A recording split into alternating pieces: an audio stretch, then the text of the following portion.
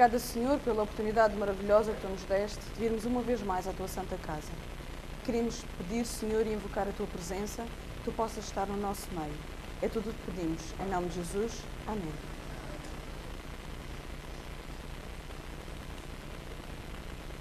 Bom dia, irmãos. Um bom sábado. Que o Senhor possa abençoar a cada um neste dia e as suas famílias. Vamos continuar louvando ao Senhor com o hino 272.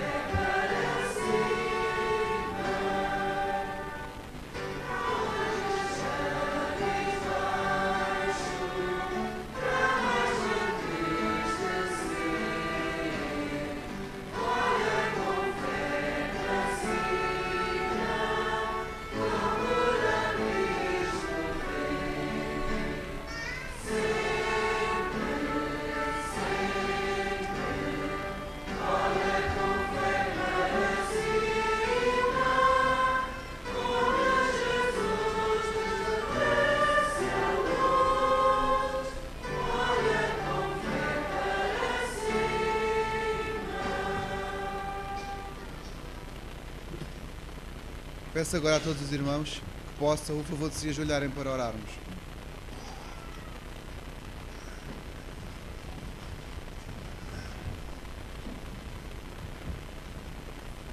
Graças, Senhor, por nos dares a tua fé. Senhor, sabemos muito acerca dela pelas Escrituras, por aquilo que nos dizem. Mas vem, Senhor, ajudar-nos a ter uma comunhão pessoal contigo.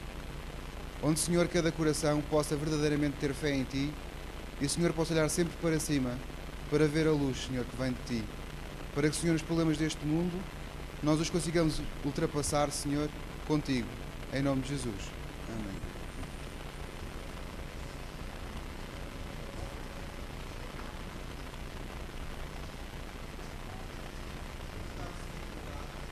À entrega, à devolução a nosso Deus dos nossos dízimos e ofertas, começando então pelas nossas crianças.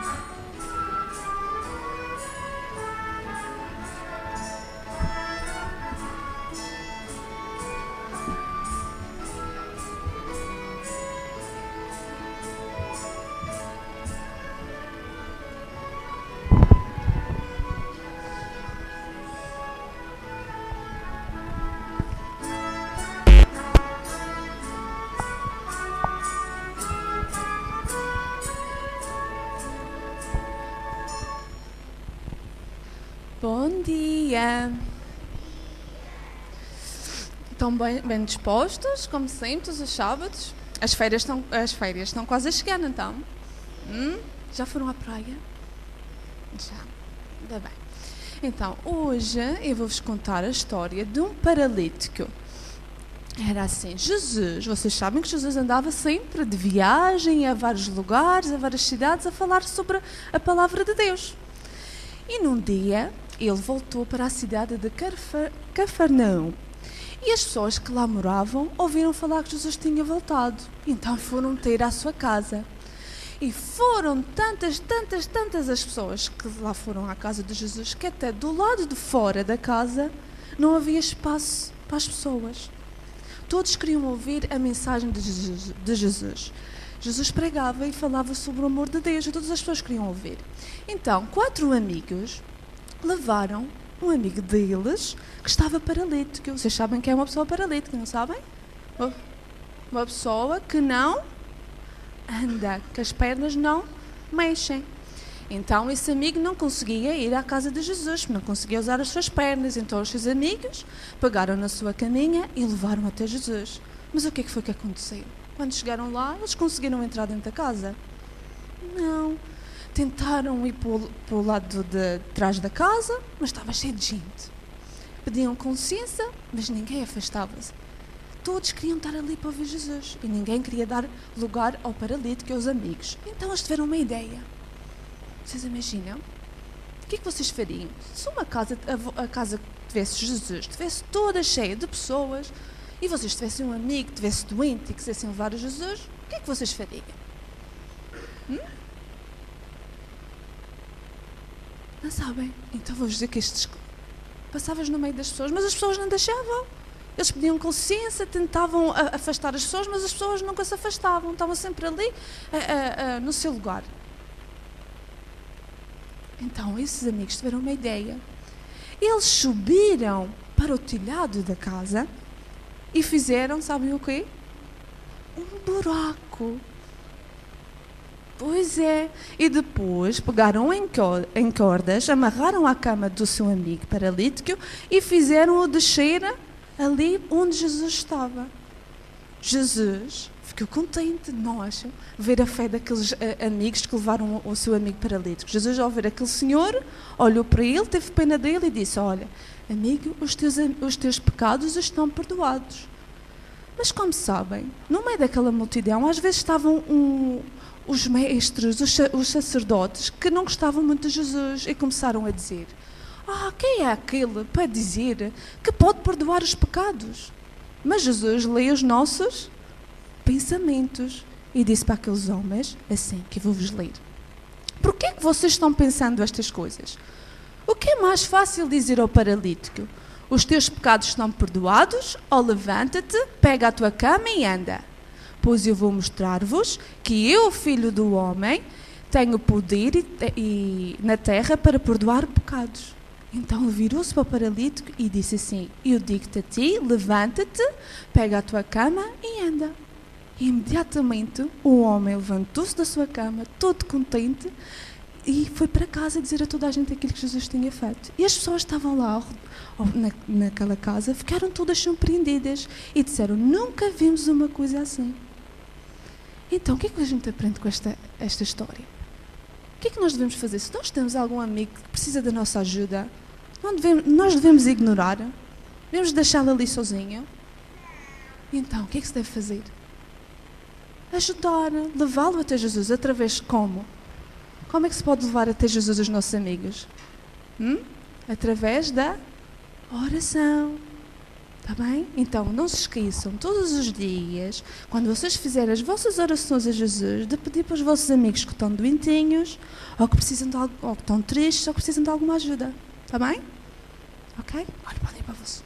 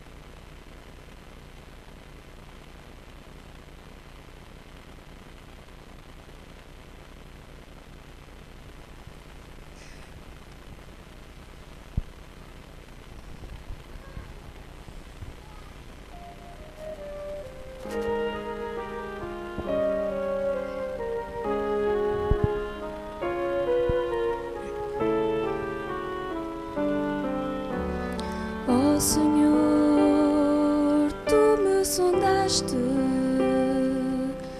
tu conheces meu sentar e meu levantar, todos os meus caminhos, Senhor, tu os conheces. Antes de eu falar, tu sabes o que direi. Tal conhecimento é maravilhoso demais para que eu o entenda. Para onde me irei do teu Espírito? Para onde fugirei da tua face? Para onde me irei do teu Espírito? Para onde fugirei da tua face? Se subir ao céu, aí estás. Se tomar as asas e voar, tua destra me susterá.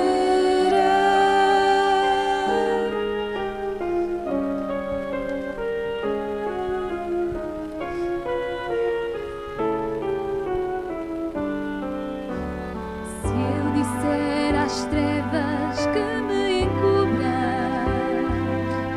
e a minha vida às trevas da noite chegará, aí também tua mão me guiará,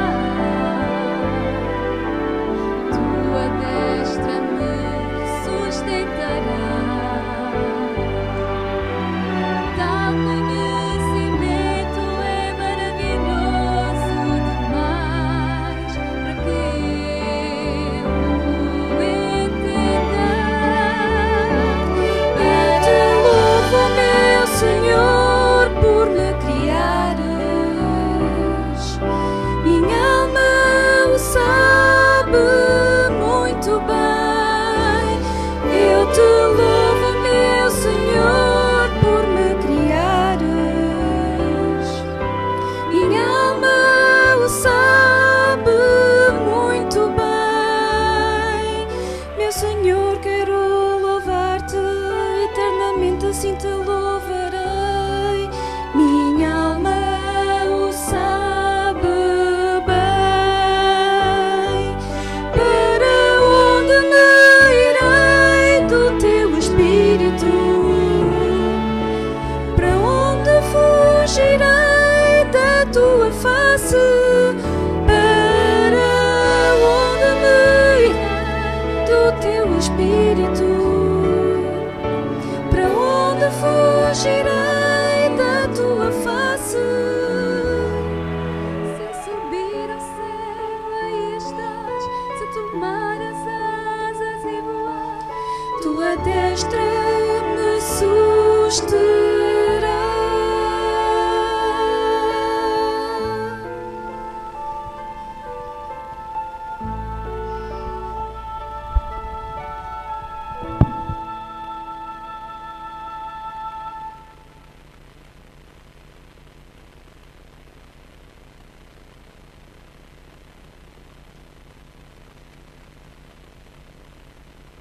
Vamos ler Efésios, capítulo 6, de 10 a 18. Efésios 6. Quem quiser acompanhar, pode abrir as suas Bíblias.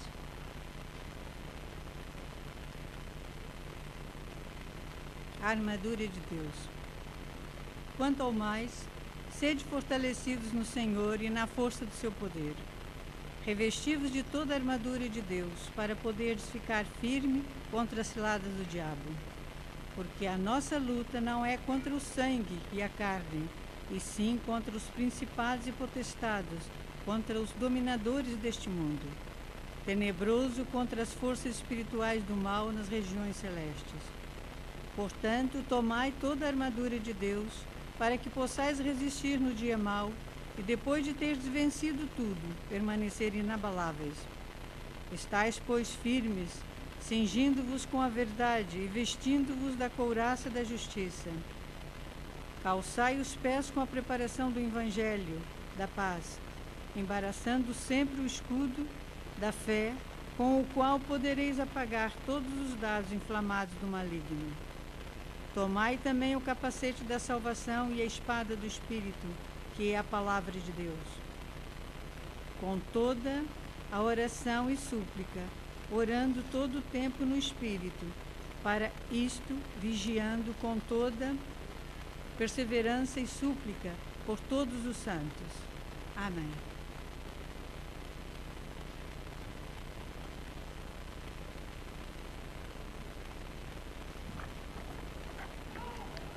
Antes que me esqueça, pediram para anunciar e agradecer que a oferta do 13º sábado rendeu 408,80 €. Louvado seja o Senhor. E o tema que vos trago hoje não é mais do que o estudo um pouco mais aprofundado da armadura de Deus. Aquilo que a irmã Luzia acabou de ler em Efésios 6. Trata-se de uma carta escrita por Paulo, e Paulo dirigiu essa carta aos cristãos da igreja de Éfeso. Éfeso, na altura, era um importante centro comercial da Ásia Menor, a atual Turquia. Havia, na altura, um comércio regional muito forte e muito importante, uma vez que a cidade possuía um porto natural. E como era um porto, era uma zona de passagem de muitos barcos, era uma zona de passagem onde passavam muitas pessoas e moravam também lá muitas pessoas. Mas quando Paulo visitou esta cidade pela primeira vez, isto já no final da sua segunda viagem missionária, ele deixou lá alguém, deixou lá Áquila e Priscila para que pudessem evangelizar. Afinal de contas, Éfeso também era conhecida pela sua adoração, por ser um foco de adoração a deuses pagãos, nomeadamente à deusa da fertilidade Diana. Áquila e Priscila ficaram por lá. Entretanto, na sua terceira viagem, Paulo volta a passar por Éfeso. E quando lá passa, resolve ficar lá por cerca de 3 anos. Pôde evangelizar, pôde levar a mensagem de Cristo a muitos, e muitos foram aqueles que se converteram. Mas esta carta é escrita por volta do ano 60 depois de Cristo. Paulo está preso. Estamos sobre o domínio romano, no primeiro século, e Paulo está no seu primeiro período de prisão e está a escrever a estas pessoas. Estas pessoas já estão familiarizadas com o cristianismo. Estas pessoas já ouviram falar de Deus, já ouviram falar daquilo que Deus espera para eles. Mas ainda assim, Paulo estava muito preocupado. E Paulo estava preocupado porque começou a haver ali à volta as pessoas que estavam descontentes pela grande quantidade de conversões. Haviam muitos descontentes, nomeadamente os feiticeiros e todos aqueles que ganhavam e que passaram a perder, e perder muito, pelo facto de as pessoas terem se afastado dessas coisas e terem crido em Cristo. E Paulo vai usar uma exemplificação. Ele vai usar o legionário romano para fazer um paralelismo. É muito mais fácil, quando nos estão a explicar uma coisa, se nos derem um exemplo. Às vezes, com exemplo, as coisas simplificam-se. Às vezes, com exemplo, complica. Mas, a maior parte das vezes, nós conseguimos simplificar com um exemplo. E, então, ele escolhe um legionário romano, uma armadura, um soldado, e vai demonstrar aquilo que deve ser a armadura de um cristão, aquela armadura que Deus nos dá. Ele vai demonstrar a razão de ser, a necessidade de termos e de recebermos essa armadura de Deus. Mas vamos ver com mais pormenor. Nos versículos 10 a 13, logo no início, fala de algo, fala de uma luta espiritual. O número é Efésios 6, do capítulo 10, do versículo 10 ao versículo 18. E vamos ver entre o 10 e o 13. Fala de luta espiritual. Eu quero fazer não é uma viagem, mas vamos imaginar. Vamos imaginar, irmãos, que estamos na nossa casa a dormir e que certo dia, quando acordamos, a nossa casa está precisamente no meio de uma luta, no meio de uma guerra. Não é difícil imaginar aquilo que poderemos encontrar, porque as televisões têm demonstrado todos os dias guerras e problemas, nomeadamente na Líbia. Mas vamos fazer este raciocínio. Vamos imaginar que a nossa casa, nesse dia, acordamos e está num campo de batalha, com bombas a explodir ao nosso redor, o barulho das metralhadoras, os gritos dos feridos.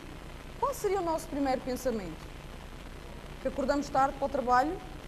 Se vamos ou não vamos à escola? Se vamos ou não vamos lavar o nosso carro? Será que era isto que íamos pensar? Claro que não.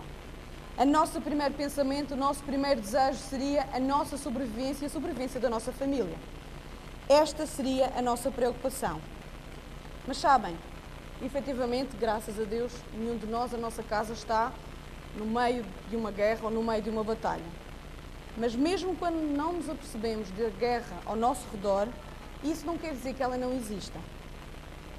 Em termos bem fortes, Paulo escreveu no versículo 12, nós podemos ler: porque a nossa luta não é contra o sangue e a carne, e sim contra os principados e potestades, contra os dominadores deste mundo tenebroso, contra as forças espirituais do mal nas regiões celestes. Ele mostra claramente que nós estamos a viver num mundo em que esse mundo é um campo de batalha.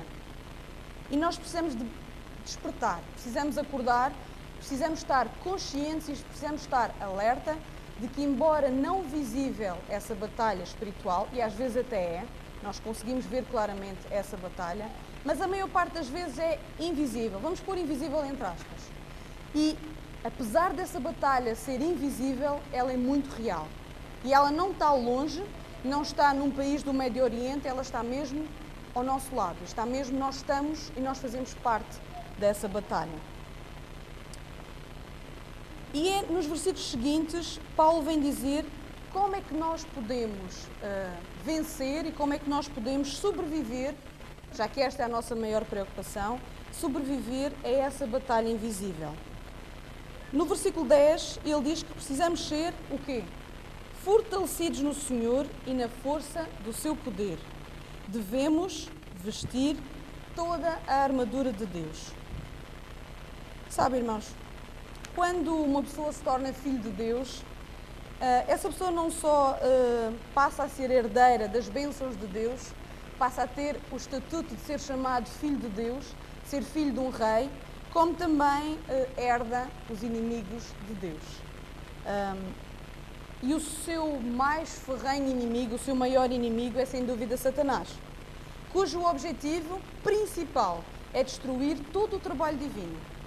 O que quer que Deus faça, o que quer que seja feito, o objetivo de Satanás é destruir tudo o que é bom, é destruir tudo o que é divino. Mas Jesus veio para destruir o trabalho do diabo. Satanás é um anjo caído e, como tal, é apenas e tão somente um ser criado. Ele não é igual a Deus, ele não é um criador, ele é um ser criado. E embora Satanás seja superior ao homem, em inteligência e em força, e disso não tínhamos dúvida, nem possamos isso em causa, ele não é de maneira nenhuma igual a Deus. Os crentes têm o poder do Cristo ressuscitado que os protege. E é isto que ele não quer. É isto que Satanás quer afastar de nós. Além disso, foi-nos dada a todos os cristãos a armadura de Deus para que possamos ficar firmes contra as ciladas do diabo, como nos diz em Efésios 6:11. Cada peça da armadura deve ser usada para ajudar os crentes a enfrentar as tentações e as ciladas do maligno. Mas eu agora queria convidar-vos a vermos cada uma dessas peças da armadura. Durante este trimestre tivemos na Escola Sabatina a oportunidade de ver as vestes, de falar sobre várias vestes, do simbolismo dessas vestes nas nossas vidas, e esta também é uma veste. Não é uma veste que fica em contacto diretamente com a nossa pele ou com o nosso corpo, mas é uma proteção, é uma capa, a armadura de Deus. E vamos ver, no versículo 14 diz: estais, pois, firmes, cingindo-vos com a verdade. Cingir com a verdade. O cingir simboliza a parte de pôr um cinto, apertar aqui a parte da cintura ou do abdômen. Não tem muitos dias, tinha um amigo que comentava comigo que estava-lhe a fazer falta o cinto nas calças. E ele não tinha o cinto das calças e estava-lhe a fazer falta. Acho que todos nós sentimos isso. Quando nós, senhoras, vestimos um vestido mais largo, parece que um cintinho, parece que ali aperta, parece que nos fica melhor, ficamos mais elegantes. a parte do apertar a cintura, apertar o abdômen, tinha um significado. O cinto apertado é o que traz firmeza à armadura, neste caso. A cintura e o abdômen eram geralmente vistos como a área das emoções.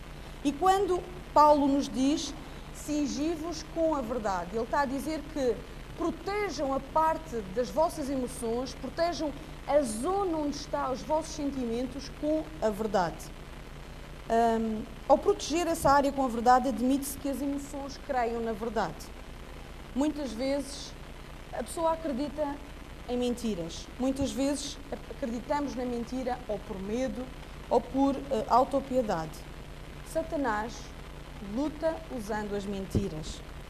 Às vezes as suas mentiras soam como verdades, parecem mesmo verdade, mas emanam de Satanás e não são verdades.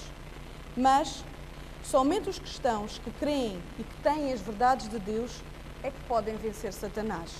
Vamos ver o que diz João, capítulo 8, versículo 32. João, capítulo 8, versículo 32.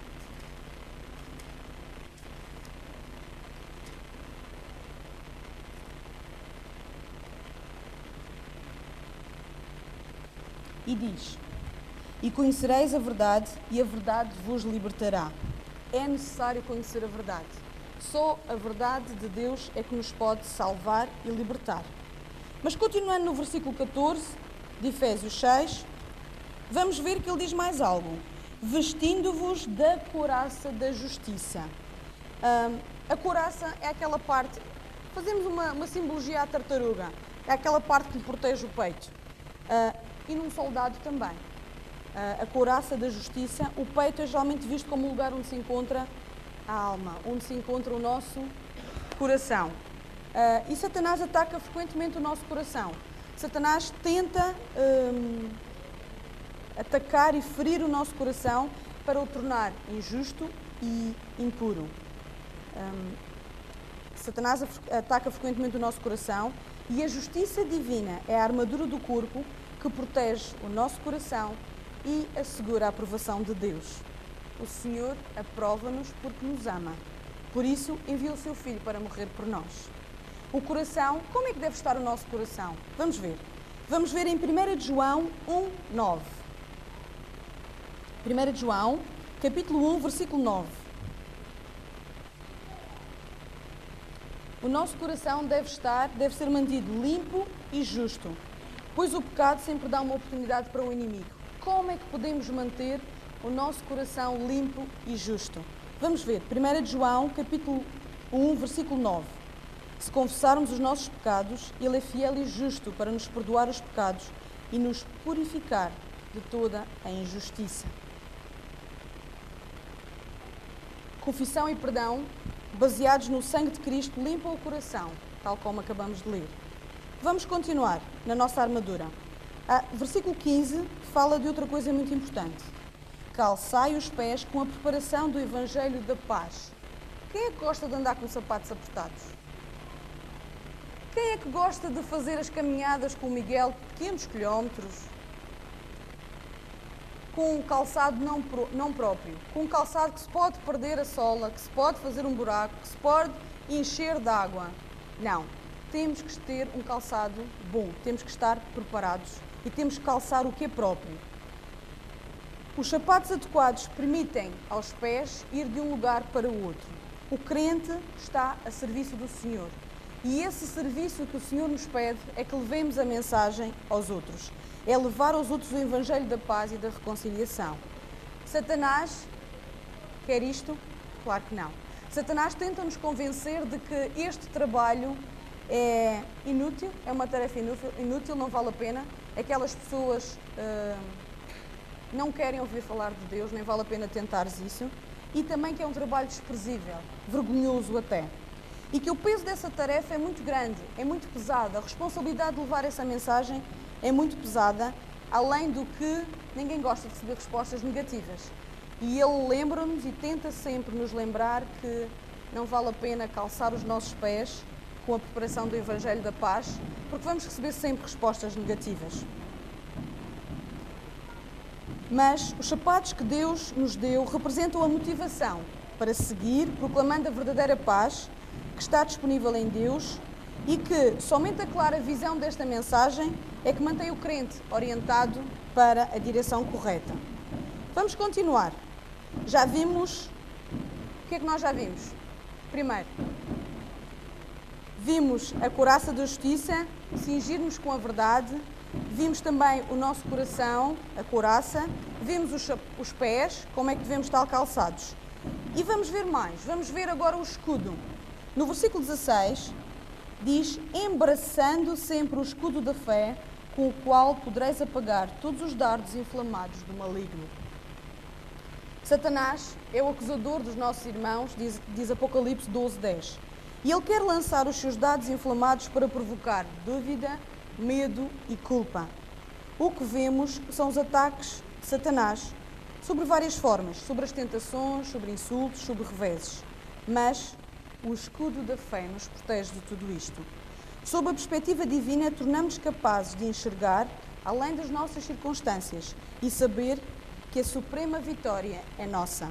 A fé é uma armadura invisível que rebate essas falsas acusações.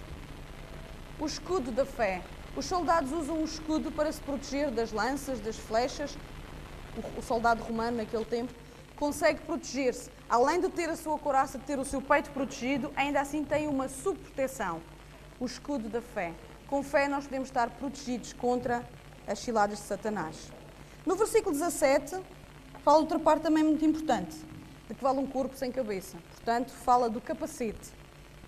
Tomai também o capacete da salvação e a espada do... Perdão, vou ficar por aqui. Tomai também o capacete da salvação. O capacete protege o quê? A cabeça, o cérebro e os pensamentos que lá vão.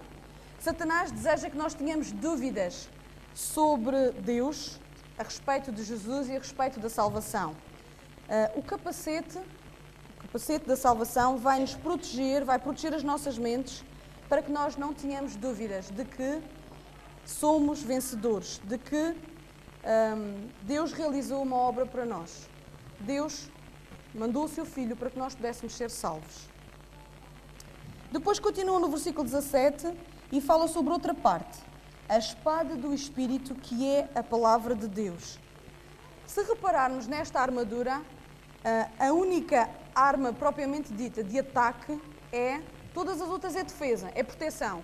É para impedir que nos toquem, impedir que chegue alguma coisa até nós. A única arma de ataque neste momento que nós conseguimos ver nesta armadura é o quê? A espada.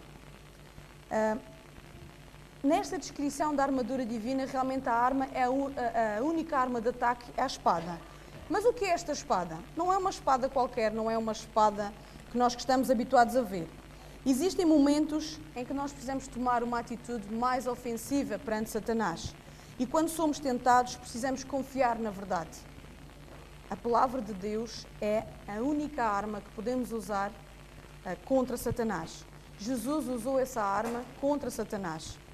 E essa é a única arma que hoje Jesus continua a usar contra Satanás. Continuando, já estamos armados, estamos ou não estamos?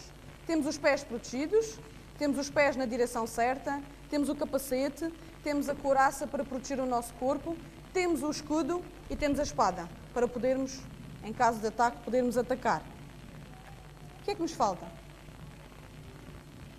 Falta o que está no versículo 18. Porque podemos ter toda esta armadura, podemos ter isto tudo, mas sem o versículo 18 nada conseguiremos. E o versículo 18 o que é que diz? Com toda a oração e súplica, orando em todo o tempo no Espírito, e para isto vigiando com toda a perseverança e súplica por todos os santos. Orando em todo o tempo no Espírito. A oração abre os canais entre nós e Deus. Não faz qualquer sentido um soldado ir para a batalha sem que esteja em constante comunicação ou atento àquilo que o seu líder de batalha, o seu soldado, o seu general lhe diz. No meio da batalha, nós como crentes devemos manter constante comunicação com o nosso líder, que é Jesus, para podermos obter orientação e encorajamento. Quantas vezes nós não gostamos ou nós não ficamos satisfeitos e que nos dá encorajamento quando o nosso chefe, o nosso diretor, o nosso presidente nos dá umas palavras de encorajamento. Dá-nos coragem para continuar. Apesar do trabalho ser difícil, dá-nos coragem para continuar. Só em oração, só estando em constante comunicação com Deus, é que nós podemos ter orientações para tomar a direção correta e encorajamento. Por outro lado, também fala das nossas orações uns pelos outros. As nossas orações uns pelos outros são importantes e eficientes. Irmãos, a oração intercessória é um trabalho maravilhoso, é algo que permite tirar pessoas das garras de Satanás. Nós, às vezes, não temos consciência. E nós, à quarta-feira, fazemos isso. Na nossa reunião de oração, oramos e pedimos, intercedemos por outros e agradecemos por outros. Vamos fazer um esforço para vir mais vezes à quarta-feira, irmãos, para que possamos todos juntos orar uns pelos outros. Utilizando toda esta armadura com oração, somos motivados. Somos motivados a continuar aonde? Lá atrás ou à frente da batalha? Temos tudo. Estamos protegidos, temos orientação, temos encorajamento, não há nada a que temer. Somos realmente convidados e somos motivados a estar na frente de batalha, mesmo quando nos sentimos fracos. Mesmo no meio da batalha ardente, do fogo cruzado, na confiança do Senhor nós conseguimos encontrar segurança, paz e amor. Irmãos, precisamos de todas as partes da armadura. Não vale a pena calçar os bons sapatos se não estamos bem protegidos. Não vale a pena usar o escudo se a nossa cabeça está desprotegida, se os nossos pensamentos não estão protegidos. Precisamos de todas as partes desta armadura de Deus, pois estamos naquilo que vos falei inicialmente, num combate espiritual. E nós não podemos nunca nos esquecer que o inimigo nunca se distrai, o inimigo nunca se descai e que está sempre pronto a ver qual é a parte da armadura que nós tiramos para descansar, a ver quando é que nós pousamos uma ou outra parte desta armadura para aí ele poder atacar. Esta manhã, Jesus chama-nos a colocar toda a armadura de Deus e lutarmos como guerreiros contra Satanás, na certeza de que já somos vitoriosos. E o meu desejo e oração é que nós possamos, todos os dias, a cada manhã, na nossa oração matinal, pedir ao Senhor que nos renove essa armadura. Que todos os dias não saiamos das nossas casas sem pedir ao Senhor a sua armadura, a armadura de Deus. Que nós possamos ter isto em mente, possamos não estar distraídos e possamos realmente vestir esta armadura de Deus e estar certos que um dia vamos viver na Canaã celestial. Obrigada. Amém.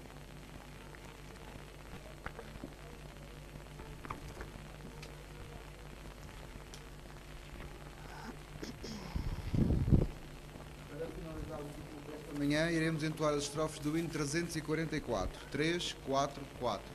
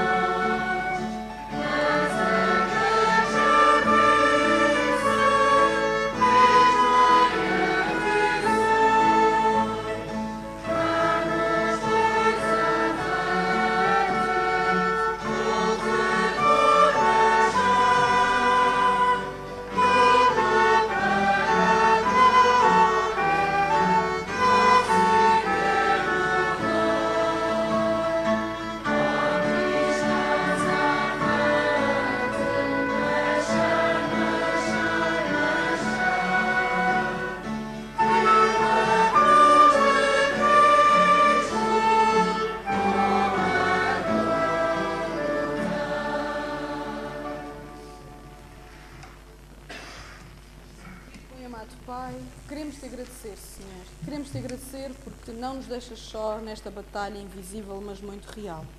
Queremos te agradecer, Senhor, porque tu preparaste tudo para que nada nos faltasse. E nesta hora, Senhor, queremos te pedir que tu nos ajudes a vestir a tua armadura todos os dias, Senhor, a estarmos mais perto de ti, na certeza de que tu nos dás o teu braço forte. Guarda-nos e protege-nos, é o que pedimos. Em nome de Jesus. Amém.